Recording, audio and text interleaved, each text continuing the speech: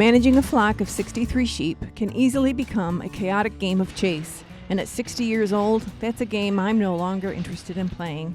I'm Jennifer Johnson of Whispering Pines Farm, and here in our corner of the world, I raise Shetland sheep for their soft, crimpy wool. I've decided to tackle our annual Micron testing and routine hoof trimming entirely solo. Doing this work on my own requires more than just muscle. It requires a system that prioritizes safety for both me and my ewes.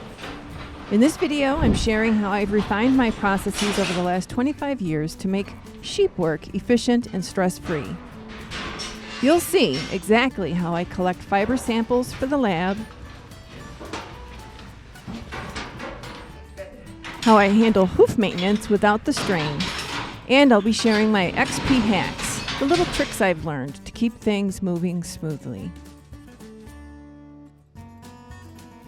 But most importantly, these systems give me the time to just be with my flock. In a world that often feels loud and divided, these moments are my anchor.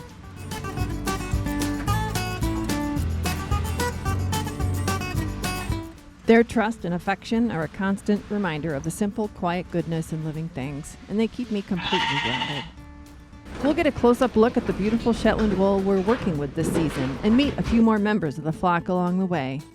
So grab a cuppa, pick up your latest spinning or knitting project, and join me for a real-time look at how I care for Whispering Pines Farm, one ewe at a time.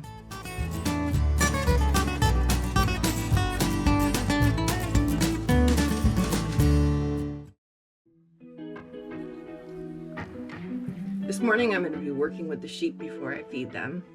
So it's springtime, and in the spring there's a lot of things that happen in sequence. We're not having lambs this year, so that's sort of out of the picture, but I am still collecting wool samples to send into the Texas A&M labs to get Micron tested, where they test the average fiber diameter and all the other statistics that go along with it. So in order to do that, I have to actually physically go out and take wool from each ewe, and we probably will do the rams as well. So I'm getting ready this morning. What I'm doing every single day is I'm doing one group of sheep a day, and I've been doing this for the last 5 days. And I've been trying to get out there before they eat. I like to send them through the handling system before they eat, because if they've eaten, they're going to be pooping and peeing everywhere. So this kind of minimizes that. And it also gives them more of an incentive to get through the system quickly. They've learned now, this is day 4 or 5. They've learned now that, you know, to get through there is a good thing, because then afterwards they get to eat. But what I'm doing is I print out each day the sheep that I'm going to be working on. And I've been doing it by year, because each year I have a different ear tag color, so it's easy for me to identify who I want to grab the sample from. I'm also notating on the sheet who I'm going to be ruing and who I'm going to be shearing. So I can pretty much tell now. Most of them are not hitting the rise. Again, it's interesting to me that it might be weather related. I'm still able to rue them. I'm still able to tug the fiber sample, but on many of them, I wouldn't want to do it on the entire sheep, because it's not coming as easily as if there was a really well-defined break. So the other thing I do in the morning is I go over the sheet from the day before. So yesterday, I worked on the ewes that were from the year that I named them after Shakespeare characters. So there were 6 of them that I took samples from. And one of the things I do when I'm doing that is I make a note whether I want to rue or shear them, so I can tell when I take the sample how they're going to rue. So I put an S next to the ones that I'm going to send through the shearing, R next to the ones that I want to try and rue, and then I put a R/S, because some of them, it's just not really clear whether or not they're going to be rued or not. I would prefer to rue as many as I can, because rued fleeces are really nice and they're highly preferred by my customers. So sometimes, you know, it doesn't quite feel right. So what I'll do is probably on shearing day, I'll just, take the coat off and check her again. And if it's coming off really easily in a few different spots on her body, then I'll just put her in the root group and not shear. Shearing is April 4th, so we're shearing earlier this year, first weekend in April. And what that means is hopefully I'll be able to get stuff skirted and into an auction format a lot sooner than last year, because last year I didn't shear until June. So I'm going to get the data put in my spreadsheet. I use Google Sheets for this data that I collect, and then I'll be heading out to collect the samples. This year I'm doing the ewes that are white ear tags, so they're going to be 2 officially. Let me think about that. Yeah, they were lambs in 2024. The lambs from last year, the ones that were born last year, I'm going to take a little more time with them. I think I'm going to have Rich help me with them because they're more difficult to put in the tilt table where I do the feet, where I trim their feet, which is also something I do. And the first year looking at fleeces is rather exciting, and so it's something I'd rather do with Rich because we kind of know everybody else in the flock and what they're like. So, and the little lambs have green ear tags. So, and it's fun also to look at the difference. I'm going to try and point that out to you once I get out to the handling system. Just the difference in size between the lambs from last year. They're still technically lambs. They're probably 11 months old. Anything up to 12 months old is a lamb. But the lambs, the yearlings, and then the adults. It's just interesting to see the difference. So I'm getting the spreadsheet printed now. I'm going to have my coffee and my breakfast, and then I'm going to head out to the barn and get the girls set up in the handling system.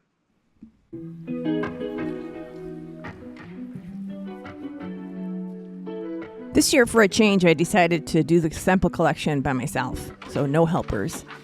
And as part of that, I said I was going to do it in small batches. So every day, do 7 or so sheep for 7 days. So I'm pre-labeling the bags because I don't have time to do that when I'm in the barn. Normally, I've got someone helping me to do that. She'll label the bags, put the sample in, and mark it up. So when I label the bags, I put the ear tag number in the upper left-hand corner, and that's for the lab. That's how the lab will identify the sample. So this is 1528 for Puffin. I'll put the sheep's name on the bag. That makes it easier for me to identify.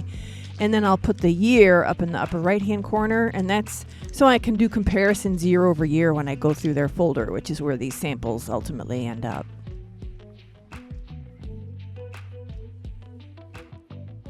Oh, it's really warm out. Probably about 56. Mild today. I think it's going to rain later on today, so this will be perfect. It usually takes me about an hour to get the group done. My first XB hack I'm sharing is break large flocks into bite-sized groups. I use ear tag colors to organize my daily batches, and this gives you a time cushion in case something's going to happen that you wouldn't expect when you're by yourself. I don't think I've done more than 10. The lambs, I have 13 lambs, so that day is going to be big. I might split it into 2, but we'll see how it goes. So I'm just about ready to suit up. I have my clipboard with bags already labeled for each ewe, and then my spreadsheet that lists out every ewe that I'm going to be working on today. Got my mask. Now this is a respirating mask so that it keeps dust from coming in, and it's really tight.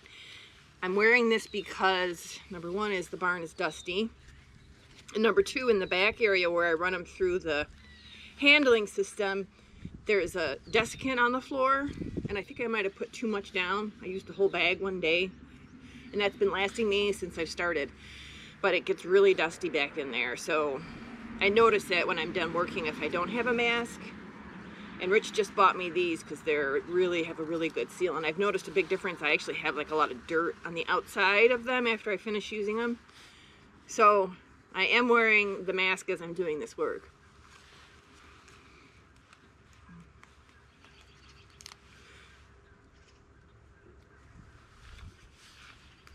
Hopefully you can still hear me.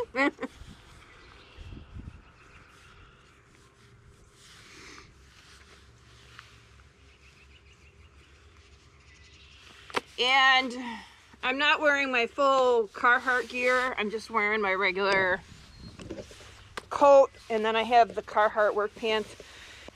They're kind of like armor because when I put the sheep in the tilt table, they tend to kick and flail, and sometimes I can get I can get injured. So I try to make sure I've got good protective clothing on. I do have gloves also.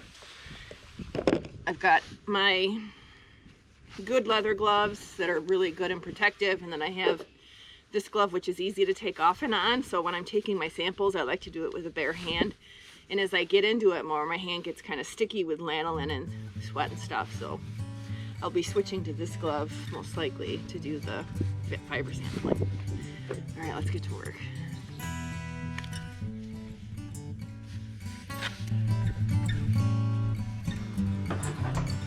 Good morning. The sheep are wearing coats to keep the wool clean for our hand spinners. They're not for keeping them warm or repelling water. I have a link in the description for a really thorough, comprehensive blog post I wrote about everything I know about sheep coats. So I'm releasing this gate, which is on the west side of the barn. The handling system is located in a new addition to the barn south of this section that I'm closing off. So I can close this gate in order to get things set up without any interference from any of my sheep that like to help. One thing about Shetlands is they don't reach full maturity until they're 3. So I thought it'd be interesting to take a minute here and point out the lambs, the yearlings, and the adults so you can see the difference in size. So there's a lamb. That's a yearling, Robin, and that's a full-grown adult.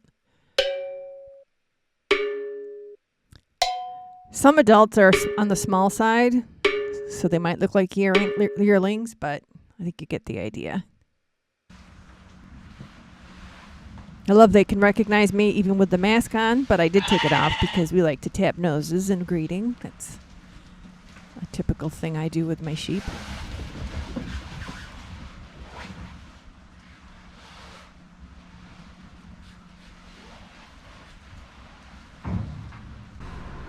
Okay, it's time to get set up, and one question I get is, are you going to send the whole flock through, or just the one, pull out the ones that you are going to work on? So the logic is you send out through the whole flock and then just pull out the ones you're going to work on using the system.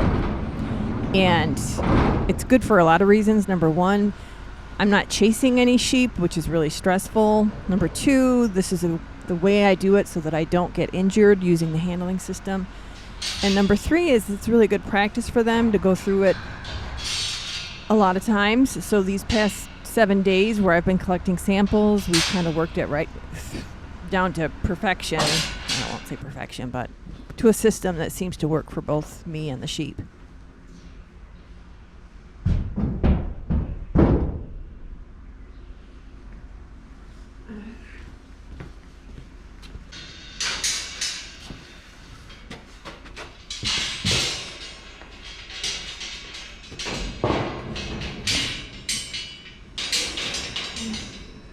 I found these blue Seidel panels at an estate sale a few years ago. They were getting rid of all these panels, and I actually had a Craigslist alert, so I got the notification that these were up for sale really close to me. So it was awesome. Number one is there's a lot of them, and number two, I didn't have to pay freight, and they were pretty inexpensive. So I use these all the time for a lot of different applications.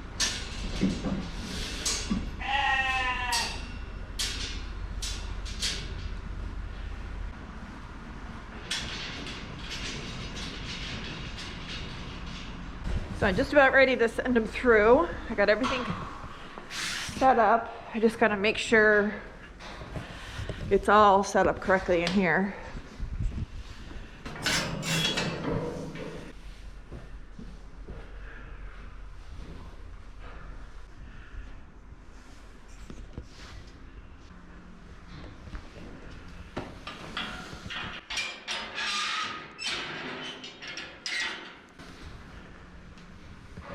So these two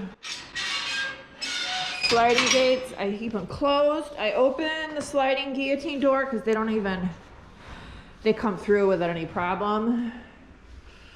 There's my scale, which I'm not going to be using today because I'm not going to be weighing them. Tilt table is set up and ready to go. So this is the inbound. Once I get them inside here, I have to lock them up and create a new lane.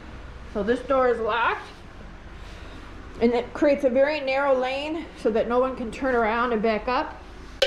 XP hack number 2 is the one sheep rule. When setting up temporary lanes, keep them exactly one sheep wide. This prevents them from turning around or doubling up, and it ensures a smooth one-way flow for the flock. And then I have this panel here that I'm going to use to crowd them into the system.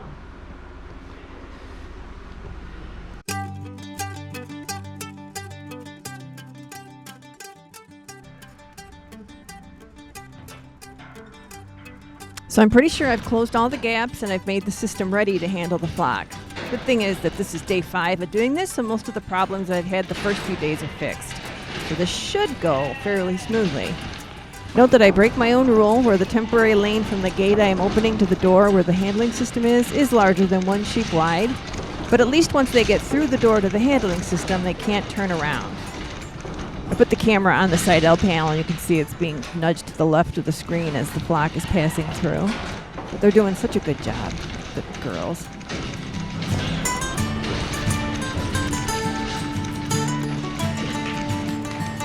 So this section I call the new addition of the barn. It's about 2-3 years old, and it was originally intended for growing the flock. But that idea went out the window, so now the handling system is set up here year-round. When I need it, it's awfully handy instead of having to set it up every time I want to use it. Now they're all legged in. I just shifted that gate over. You see it's dusty, and maybe you can't, but it is. They've already got themselves down the lane. They're ready to go. So they know the drill. So now I have to create the outbound path. So I'm going to do that now.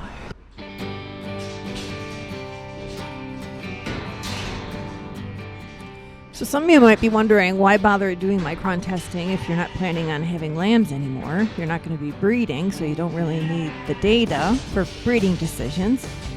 But in response to that, there's a couple things. Number one is I like to put the Micron data on the hand-spun yarn that's spun from a ewe's fleece, the hand-processed bats, the fleeces, and any other products that are coming directly from a specific ewe. I like to put the Micron data on the label so that the maker has the information. I feel like it sets us apart from other fiber farmers.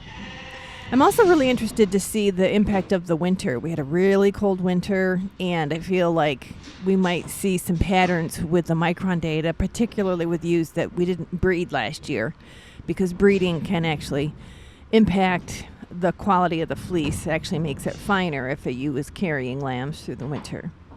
So that's why we're still continuing to collect Micron data from our sheep for the labeling and also just for scientific interest to see if we can see those patterns. So there is a secure path for them to get out. Some of them sneak through here. I just push this over. And we're good to go. I'll show you how it works. But it's so well sealed up that I actually have to go outside to get around to the other side to get in.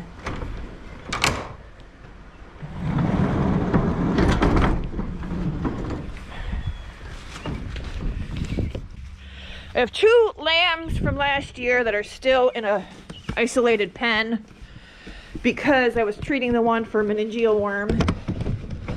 So I'm going to feed them because they'll squawk and scream through this whole process. Okay, now you be quiet. Got my kit. Now I got to go around the back. And it's warm out. I don't really need the coat, but the coat is giving me protection. You'll see when I'm doing the feet, they can get kind of scratchy. There's the boys. Got to feed them still, but I'll take care of you later, I promise.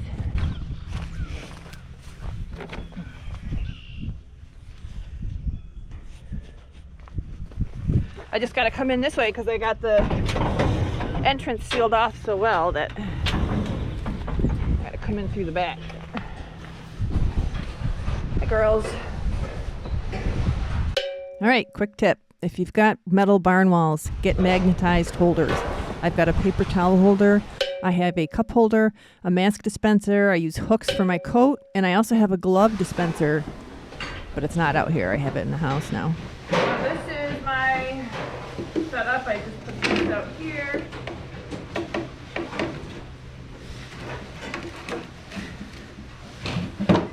There. Pencil for making the notes. I just kind of leave the bags out. 1, 2, 3, 4, 5, 6, 7, 8 ewes today. So there's 8 bags. I already made them up. We're ready to go. So we're looking for ewes with white ear tags. And they are younger. Right now they're yearlings, but they're going to be 2. So white ear tags are what we're looking for. What do we got? So before I send anybody through these working sections of the handling system, I'm just double checking to make sure from the inside that everything's working. So for example, I want to make sure I can rotate the tilt table without running into the door, the outbound gate there. I only use one of the pads right now. I've got a couple ewes that can't fit all the way through. So you can see that one pad over there on the side. It's easy enough to put those on and off. But that's just something I did to get ready. And then I just make sure both of the gates are closed. And then let's the first 2 through, and the first 2 aren't going to get worked on, so they can just run right through. That last head gate is closed. I need to open that, but I will. It's no big deal. They can see the destination, so that encourages them to go through the system. But here I go and I open it. And my mnemonic device, I keep on forgetting, do I push down or up in order to open that final head gate? And it's my mnemonic device now is down and out, and that's how I remember. So there they go. Close that, pull it up so that the head gate is ready to get locked. I shut the door just so that nobody comes in from the outside, which they do have a tendency to try to get back in with their flock. Got the ewes. 1528. Puppet.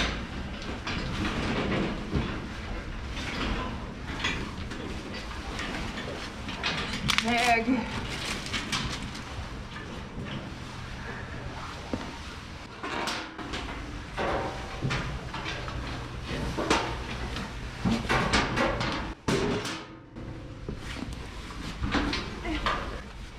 I have to take one side of the coat off of Puffin in order to get the sample. They're a little bit sensitive. They don't like their back legs touched. I am going to rue the sample, meaning I'm going to tug it off where there is a weak spot on her fleece, which happens in the spring. The lab asks for a 1 square inch sample, so I just eyeball it at her skin level when I'm pulling it off. It's always the last rib in the center of her body on the y-axis. Sample?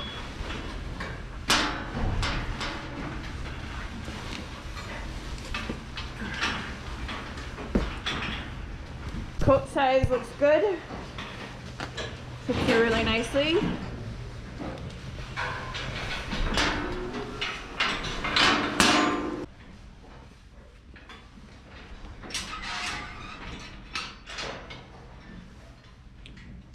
I mentioned this before, but that barn door that I slide open and shut, when I open it, it motivates Puffin here to run towards the other flock, the sheep that are outside. And I can grab her. Now I close the door here because she's vulnerable and the sheep that are out at large will headbutt her. I don't have any kind of anti-backup system yet at the exit part of this system, so that's how I deal with it, is by sliding that barn door back and forth. And here I am trimming her feet. Each hoof has 2 sections, and each section has one side to trim plus the tip. So there's actually usually 4 cuts I have to make per foot.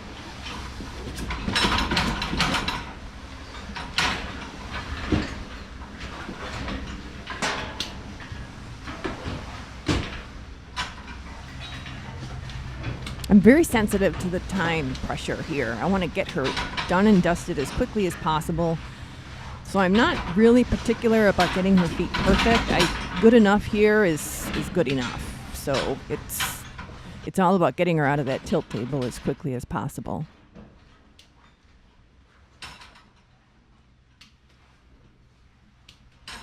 I imagine it's hard to watch this. You might be thinking I'm hurting her. She's just really frustrated because this is such an unusual position for her and it's stressing her out. So this is why I try to do it as quickly as possible. And fortunately, we only have to do this like once every few months. So it's, you know, you don't like getting your root canal, but you know it's something you got to do, I guess.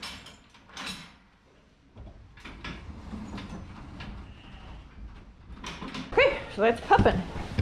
So now I go to the table that's got the bags that I pre-printed the information. So all I have to do is take the sample, beautiful sample, put it in the bag, set that aside, and get the next ewe in the queue. And here I'm going to mark it that she's going to be rude, so I mark it with an R. All right. Looking for white ear tags. We got a lot of lambs. A lot of green. So you see those green ear tags on those lambs. That tells me that they're lambs. I've also another ear that's green, but they're a lot bigger. And I mentioned I'm looking for white ear tag ewes. So everybody else passes through.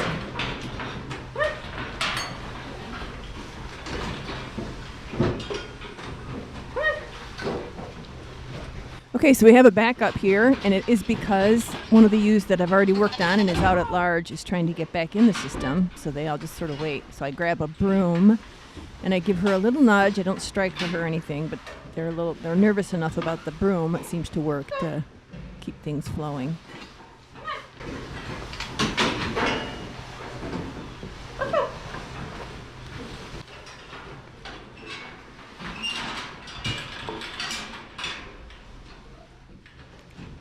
So I've shut the gate because the white ewe is ready to go, chickadee, and I go through the checklist. Shut the door, make sure the panels are open, close the gate so she doesn't sneak through before I get my sample. To get her sample taken. This is chickadee. All right, chickadee.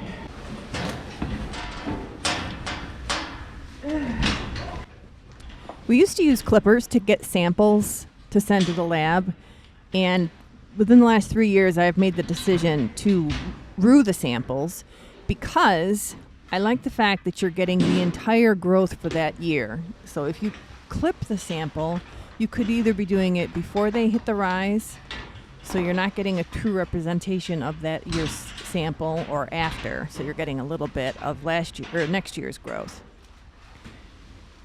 So that's the reason why I like to rue the samples as opposed to using clippers.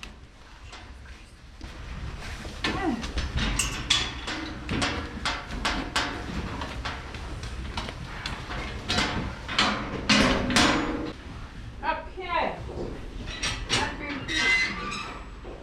So you can see Chickadee hesitates. She doesn't go into the tilt table on her own because the door is closed and she can't see the destination. And she can also is encouraged because there's other sheep out there that she wants to get to.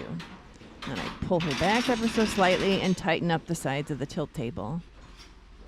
I should have shut that door. Normally I do that before I do all this other stuff. And now we're ready to go. Well, the thing I do is I Velcro sleeves of my coat over the glove. Sometimes I get scratched on the wrist, and that really hurts.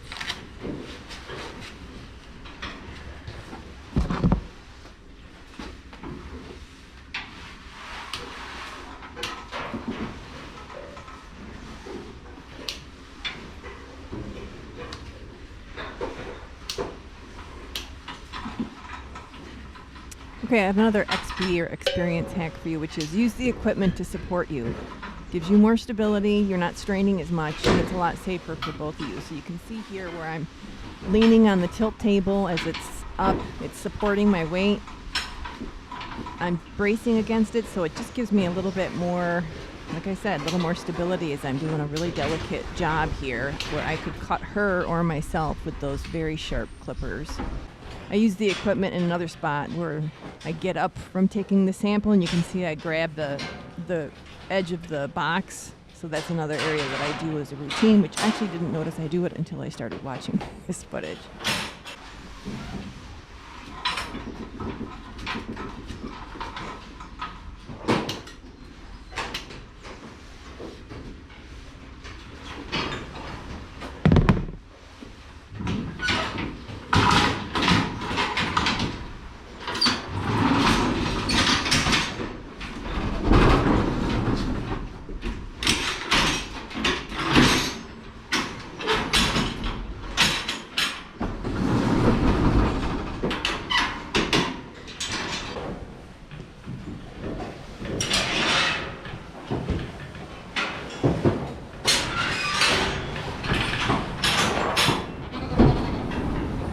This ewe is missing her ear tag. This is Chelsea from 2023. I can recognize her, so it's not a big deal for me, but it does cause problems when I have helpers, particularly shearing day when someone's trying to match fleeces to the sheep. Things can get a little chaotic. I really should retag her.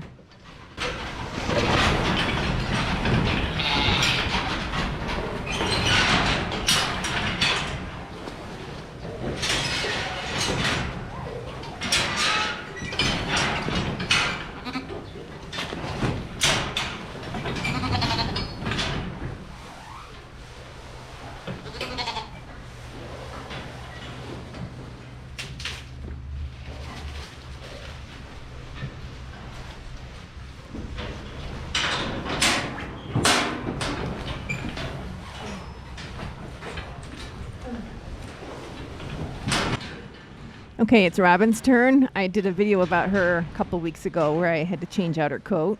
It's working out great, but you can see she's same as always, just very high-spirited and very curious about what's going on. She's got a lot of energy.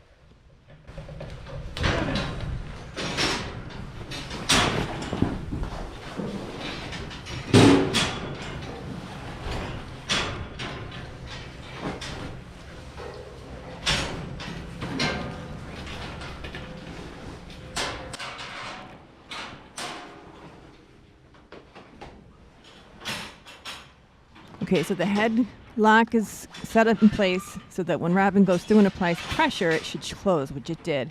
Then I'm going to pull her back because they do better in the handling or in the tilt table when they're further back. I closed the door because the ewes that are outside of the system will bully Robin. She's kind of incapacitated, and it's just easy target for the ewes that are at large.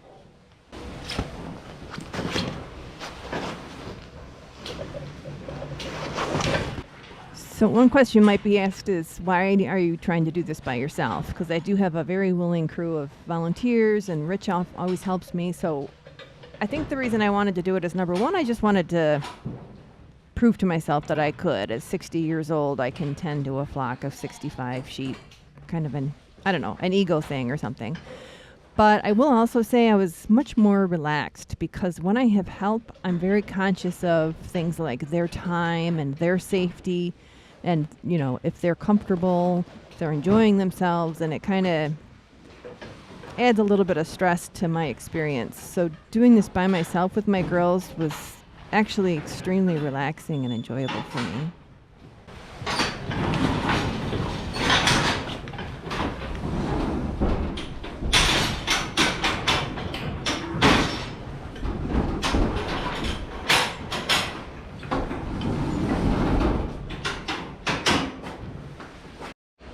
Here's Robin's beautiful sample. I'll be ruining her for sure.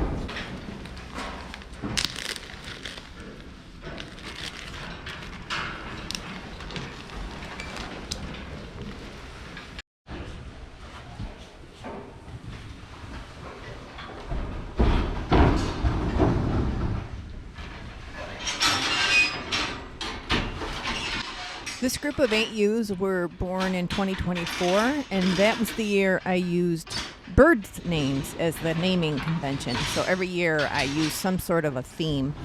And so we have a chickadee, a dove, a lark, magpie, puffin, robin, sparrow, and wren.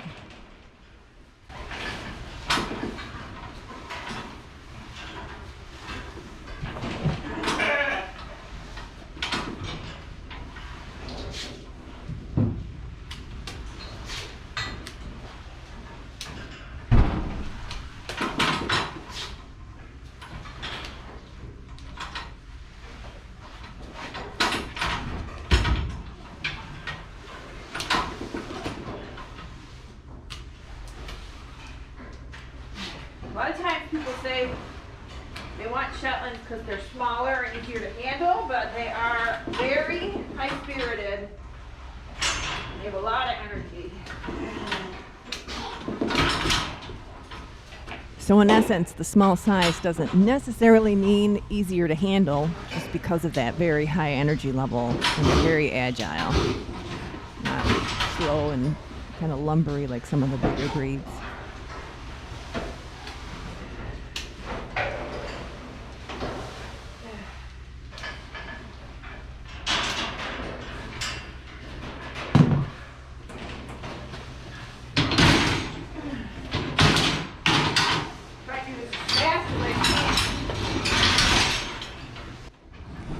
So yeah, this is all about speed. I'm trying to move that ewe in and out of that tilt table as quickly as possible because it's stressful. So when I'm trimming her feet, I'm getting the worst of it. It's not like a perfect manicure. And when she's tilting, I try and do it as quickly as possible. So that's really important to me because I don't want her to be uncomfortable.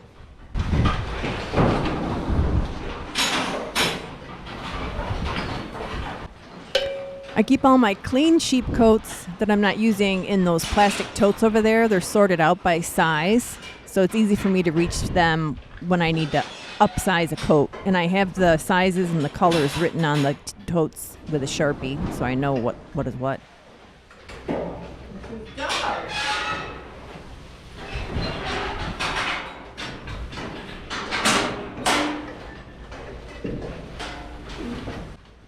So Dove is the next ewe. She's the biggest ewe of this age group.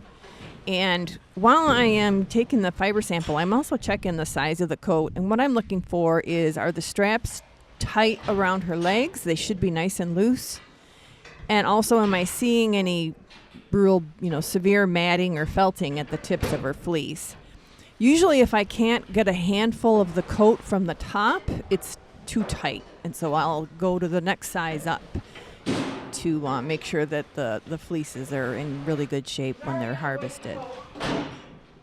I just said she's already in a white coat. White coats are usually held for the adults.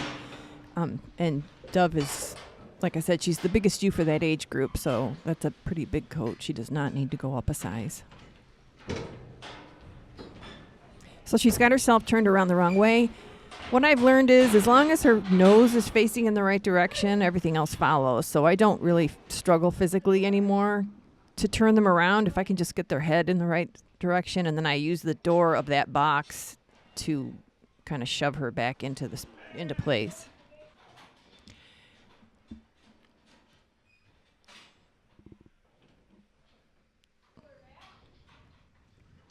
I get them in there as tight as I can, and sometimes you can hear them struggling because they're so squished in there, struggling to breathe. As long as I do it really quickly, they're fine. And the thing is, they need to be in there really tightly, otherwise they'll slide down to the opening of the tilt table and fall out of the tilt table or just get really positioned weird. So I've learned you've got to really make it super tight to hold them in place safely. So Dove takes a long time to trim because her hooves get really long, just like people. Everybody's different. So I thought I'd take some time to point out some of the ewes that haven't gone through the system. That was Audie. She's our black ewe. Gorgeous fleece. Really good girl. There's Aida. She's always up and into stuff. The one that helps me open the front door to the barn when it's time for them to go out.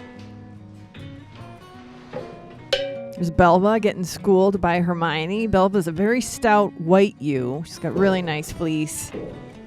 And she knows to back away from Hermione, who's probably the biggest ewe in our flock. She gives us an enormous fleece. She's a great cat mugget.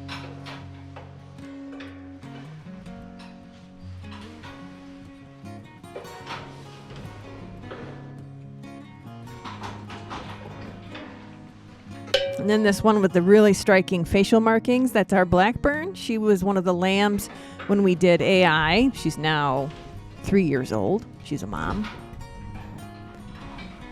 So if we took her face and put it in the dictionary next to badger face, it would be the perfect illustration for that kind of marking with the angry eyebrows.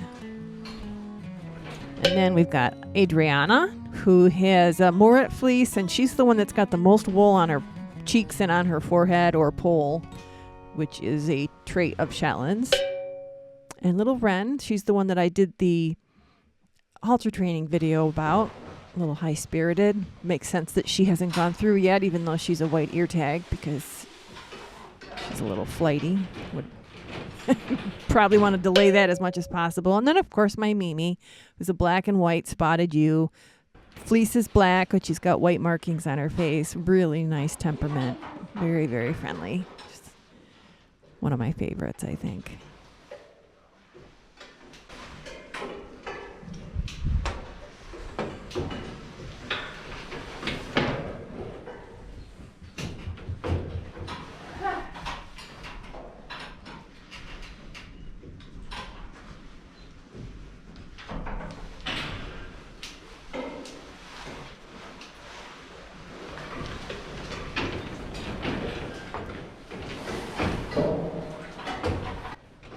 We have found with white ewes that their hoofs tend to be thicker and they grow a lot faster and they tend to fold over. So it just seems like it always takes us a little bit longer with the with the white ones. Not all of them, but Dove is one of the ones that they grow really fast. It takes a little bit extra time.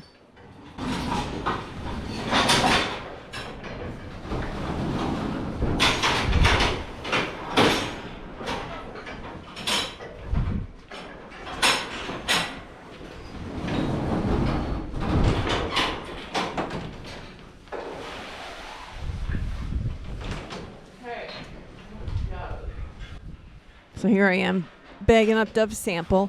I did want to mention that whole thing where you go to the last rib and the center of their body on the y-axis. That really does matter where you pick it from, because you want to have a point of reference to compare against all the other sheep in your flock and against sheep in other farms. And the fleece's quality, fineness will vary from the back of their body all the way up to their neck. And so by picking that sample from the same spot on every sheep, you are working towards as much standardization as possible. So it is really important in terms of the position or where you take the sample from.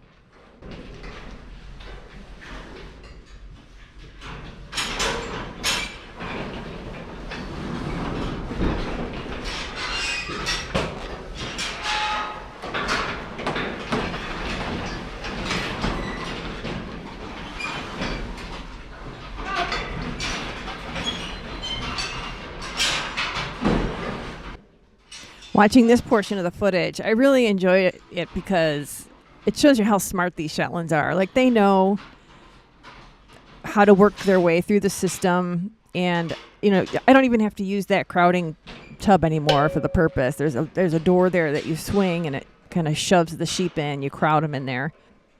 Here's one of my YouTube videos from a few years ago when we first started using the handling system, where I'm sliding the door in order to crowd them into the tub. So that's how it works in practice. Shear her, she was so terrible last year. Very high-spirited little thing. So I'm talking about Magpie. She's one of my friendliest sheep from that year, but last year I rooed her and she was so bad. She was jumping all over. She kind of ruined her fleece. It was not a fun experience. And I do find that my more friendly ewes sometimes tend to be just an absolute disaster when I put them up in the grooming stand to work with them.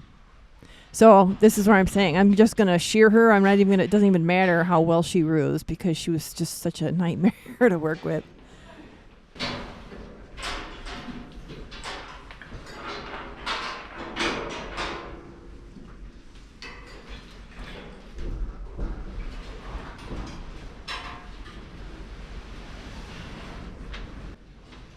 One of the other things I look at for coat sizing, just remember this, looking at this footage, is those little mushroom puff butts that you see on that one brown ewe on the right there.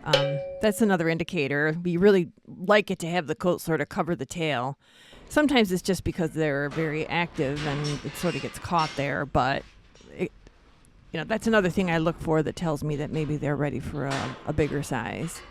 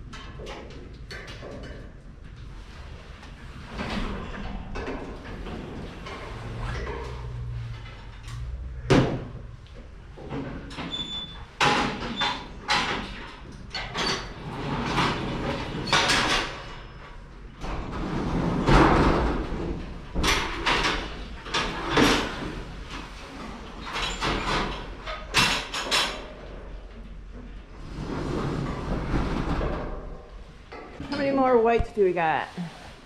I got you. And I got one more white one right there. 2 more to go.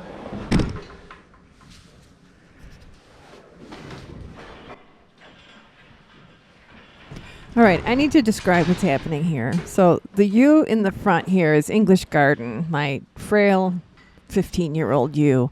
And the one behind her is a 3-year-old that's probably one of the biggest ewes in my flock. And watch English Garden as she does not take any nonsense from that white ewe who's trying to skip her place in line. English just pushes her back and gets the respect that she deserves. I love that.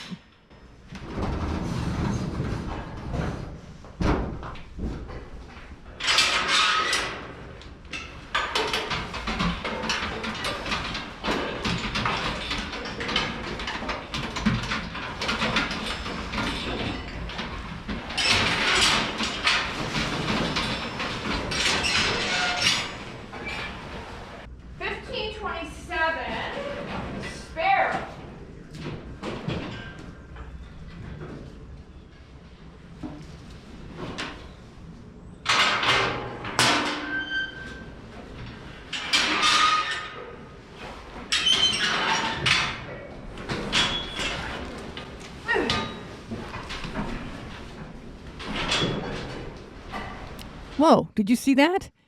That's our Tosca there, doing a fairly aggressive maneuver with the other smaller ewe. I've told you before, when sheep are showing aggression or dominance, they lift their foot, and that pretty much tells the other sheep to back off. I'm in charge, I'm dominant, and it's a little rude, actually.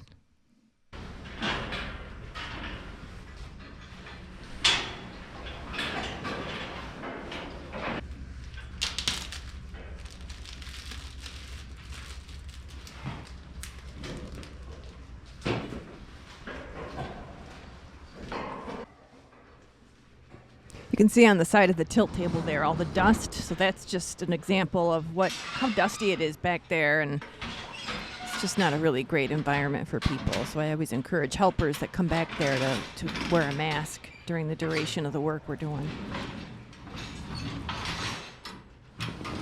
Got her in there nice and tight, so she's perfectly safe for the duration of the time, hopefully the very quick amount of time that I have to work on her feet.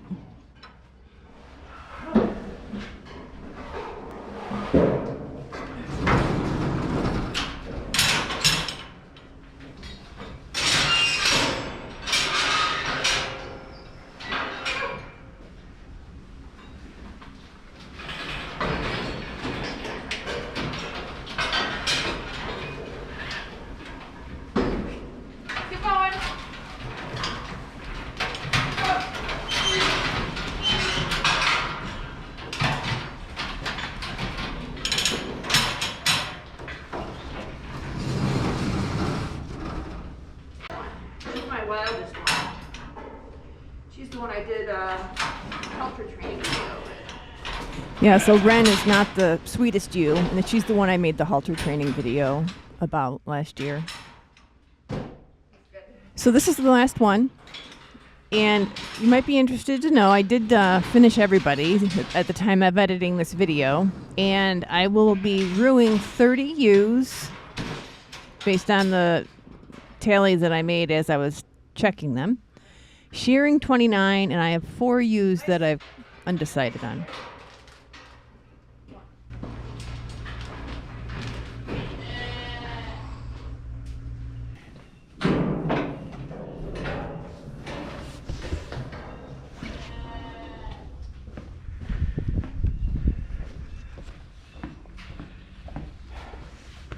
So there's all my samples. There's my records for today. I'm going to leave the pencil here because I'll use that. Grab my hat. It's so hot. And I'm going to go this back way, and then I got to feed them. Still waiting for me.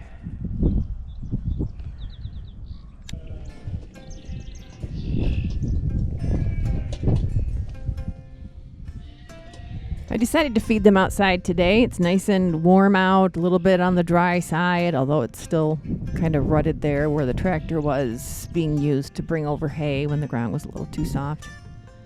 So I used this little cart, just throw the hay over the fence. I have been asked about throwing hay on the ground to feed the sheep as opposed to using a feeder. And in response to that, we've tried a lot of different things.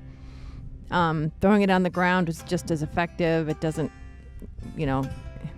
having a feeder, I feel like it complicates things and just adds another thing that the sheep can get caught up in or injured in. And it doesn't, prevent them from getting any more or less hay in their wool, and they don't, get infected by parasites any more or less than if they're just grazing in the pasture. So yeah, we just leave the hay on the ground for them to eat, and they do just fine. So now that I've got the samples, I have 2 more groups to go after this, and then I will mail the samples into Texas A&M, that's where the lab that we use. And when we get the results, like I said before, I'll be using those for labeling products. We're going to be doing some comparisons and just, be interested in looking at the data. It'll be fun to see what the lambs end up being because they've never been Micron tested before. So here they come for their breakfast. All excited. None the worse for wear for having been in the tilt table or gone through the handling system. Back to a normal day, as happy as can be. All right, girlies. You ready to go? You ready to head out? It's hard for me to believe that only 8 months ago, that little black and white ewe lamb that's in a convalescent pen could barely walk, and now look at her, just skipping and happily enjoying her morning hay with the rest of the flock. Speaking of rest of flock, just wanted to show you the ewes that we worked on this morning are just absolutely fine. None the worse for wear for the work that I did on them. So that was Lark, beautiful white ewe. Just move along. Here's Robin, always up on the hay. She's got to have the best view. And then as we move along down the flock, there's a white ewe that tends to hide. It's going to be either puffin or sparrow. I'm not really sure which one it is. There's Mabel. Hello. You can see her britch wool there in the back is starting to rue off. It's a good sign of spring. And then here's little Tiffin, just newly named. The ewe that I've been keeping in the stall with her sister as she recovers. And then beautiful Dove. Just fine. Happy to have her feet trimmed, I bet. I bet it feels really good. Or I imagine it does. So this one's either puffin or sparrow. Like I said, some of them that aren't friendly and tend to keep to themselves, it's hard to see. Hard to keep track of them. At least until I get to know them better. Little chickadee, little Morat ewe with the white spots on her face. All sorts of personality there. She's okay.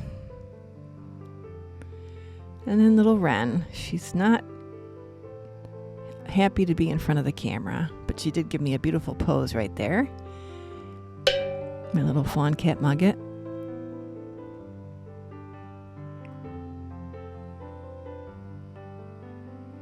I think that's it. We're looking for Magpie now, which makes sense because she's always all over the place. My little fawn cat Mugget ewe that's super friendly.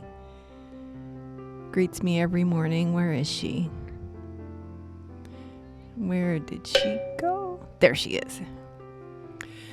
So again, like I said, taking care of the sheep, sometimes it doesn't look all that terrific, but it's a necessary part of the job, and keeping them healthy and fit sometimes takes a little extra effort, which I'm more than happy to do. So now it's time to put everything back.